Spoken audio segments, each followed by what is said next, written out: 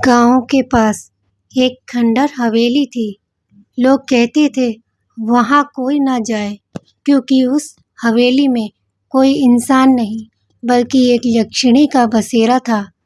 गांव के बूढ़े बुजुर्ग जवान लड़कों को चेतावनी देते थे और नजर रखते थे कि कोई अनजाने में भी लड़का या आदमी उस हवेली की तरफ ना जाए।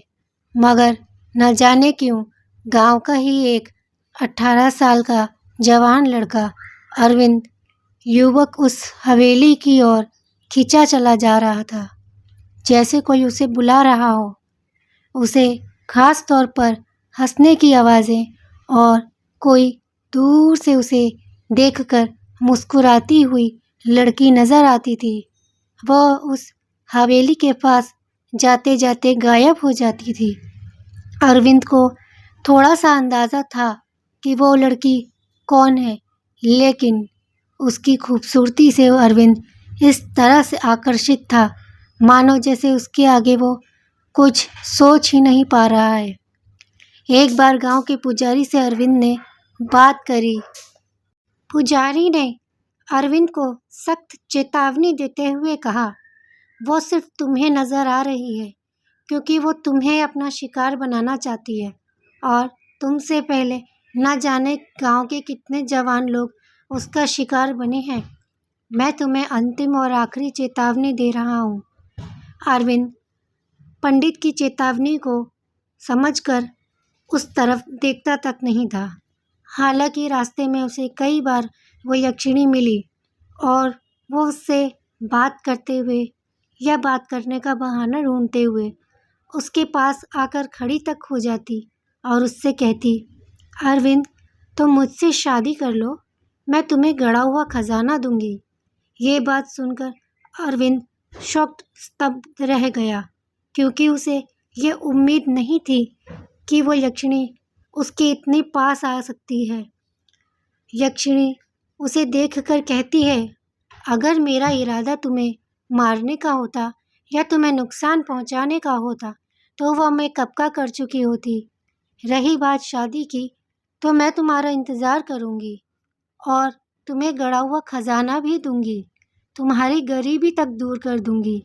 मैं तुम्हें बहुत पसंद करती हूँ। इतना कहते ही वो यक्षिणी वहाँ से हवेली की ओर चल पड़ी और रास्ते में ही गायब हो गई। अरविंद खतरे को भांप रहा था, लेकिन उसकी गरीबी, उसके हालात उसे यक्षिणी की ओर जाने के लिए, उससे शादी करने के लिए मजबूर कर रहे थे। उस रात अरविंद को चैन से नींद नहीं आ रही थी। वो हर रात की तरह उस हवेली की ओर और उस यक्षिणी के बारे में ही सोच रहा था। गांव की पंडित की चेतावनी भी उसे बार बार याद आ रही थी, लेकिन इस बार उससे रहा नहीं गया और वो एक रात हवेली की ओर चल पड़ा। अचानक से रोशनी हो उठी, दिए रोशन हो उठे और अरविंद को लगा जैसे कोई भव्य शादी हो रही है। मगर पास जाकर उसने जो नज़ारा देखा वो हैरान रह गया। पंडित जी की जगह एक कंकाल बैठा हुआ है जो उल्टे मंत्र पढ़ रहा था। बाराती इंसान नहीं बल्कि परछाइयाँ थे जो ज़मीन पर लहराते हुए नाच रहे थे। वरमाला फूलों की नहीं बल्कि काले जहरीले सांपों की हुई थी, जैसे कोई एक दूसरे को सांपों का हार पहना रहा हो। डमरू बजते ही हवेली की दीवारें खून से लहराने लगी, हर तरफ से खून टपकने लगा। अरविंद की मानो जैसे हवा ही निकल गई, वो तो हिल भी नहीं पा रहा था। अरविंद का दिल जोर जोर से धड़कने लगा, पर जैसे कि किसी अदृश्य शक्ति ने उसे बांध लिया हो। उसने जाने की बहुत कोशिश करी, लेकिन वो हिल नहीं पाया।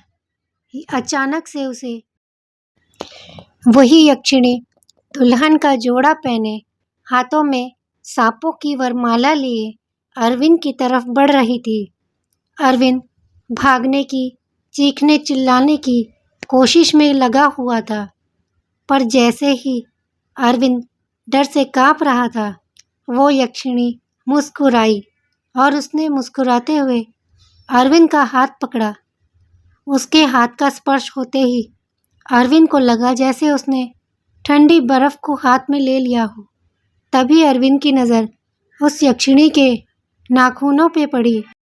उस यक्षिणी के नाखून तेज तलवार की धार के समान थे। हाथ मानो जैसे बर्फ के ठंडे गोले अरविंद के हाथों में किसी ने रख दिए हों। अरविंद भागने के बारे में सोच ही रहा था कि तभी यक्षिणी मुस्कुराई। उसने अपना दूसरा हाथ आगे किया और एक तेज रोशनी हुई।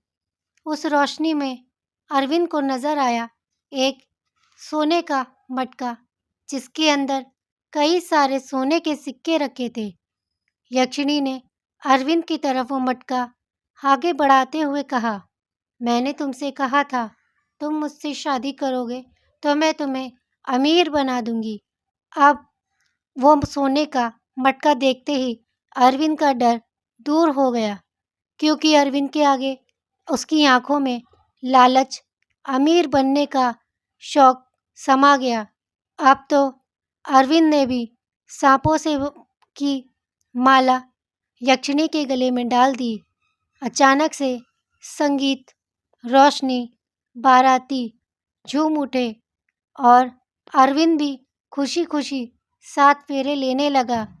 यक्षिणी ने एक आखिरी बार अरविंद को पकड़ा और दोनों फिर से एक तेज रोशनी के साथ गायब हो गए। उस रात उस हवेली से आने वाली नाचने गाने की आवाज़, रोशनी, बारातियों का गाना, पूरे गांव में वो नज़ारा लोग देख रहे थे। यही नज़ारा उस गांव के पुजारी भी देख रहे थे। और अचानक से रोशनी, संगीत, सब कुछ बंद होते ही पुजारी को अरविंद की याद आई, क्योंकि उन्हें अंदाज़ा था कि हो ना हो अरविंद के साथ कुछ बुरा होने वाला है। वो लंबे-लंबे कदमों से भागते हुए लालटेन हाथ में लेकर सीधा अरविंद के घर पहुंचे, जहां अरविंद के माता-पिता अरविंद को ढूंढ रहे थे। अरविंद की माता ने पुजारी को घर की चौखट पे देखा। पुजारी ने लंबी गहरी सांस लेते हुए कहा, अरविंद कहाँ है? अरविंद की माँ ने कहा, हमें नहीं पता। थोड़ी देर पहले तो वो यहीं खाट पर सो रहा था। अब तो पुजारी का शक यकीन में बदल गया। वो लालटेन हाथ में लिए तेजी से भागते हुए हवेली की तरफ पहुंचे। पुजारी ने नज़ारा जो देखा, वो समझ गए कि अब अरविंद कभी वापस लौटकर नहीं आएगा। वहाँ पर माला पड़ी थी, लेकिन फूलों की नहीं, सांपों की, जो मरे हुए थे। कंकाल जो नाच रहे थे, अब वही कंकाल जमीन पर पड़े थे। पुजारी सर पटकता रहा, काश मैंने अरविंद को रोक लिया होता। कुछ दिन बाद अरविंद की लाश घाट के पास नजर आई और जमीन पर लिखा था, मेरा शिकार मुझे मिल गया। जमीन पर कुछ लकीरें और थी, जिसमें अरविंद ने माँ शब्द लिखा था। शायद वो आखिरी बार अपने माता पिता से मिलने आया था, लेकिन यक्षिणी ने उसकी सांसें ही उससे दूर कर दी।